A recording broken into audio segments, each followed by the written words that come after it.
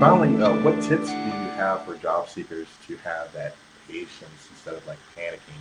I think that's probably one of the things I don't have the patience sometimes myself. I'm guilty of that. So what advice would you give on that? Well, I am the most impatient person. Anyone anyone that knows me knows that. So it's kind of nerve-wracking. And I think I got very methodical again when I was starting to look, and I had to, understand that you don't need every company that you apply for to even respond or react. You're only looking for that one. And a friend told me that after I had a couple of no emails, those automatic cold robotic emails come through.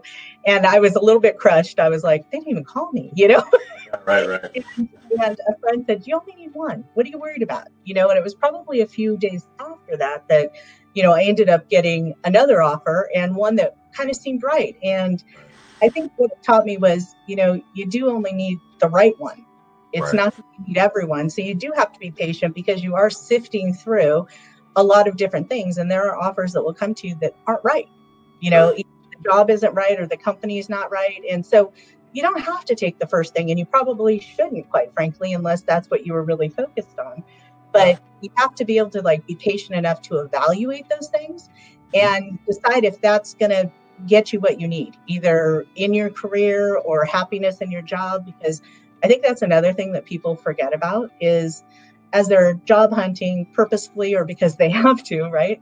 You have to love what you do and love the people you work with. We spend so much time with our coworkers and at work, although right now, remotely. But I think it's really hard to be passionate about what you do if you don't really love the company you're working for, the job you're doing, and the people. I mean, those three factors have to kind of, for me anyways, have to be in play to really enjoy what I'm doing. And I think that's really important as you're evaluating new roles and as you're thinking through, do I want to make a change? Because sometimes it's not the right time for you.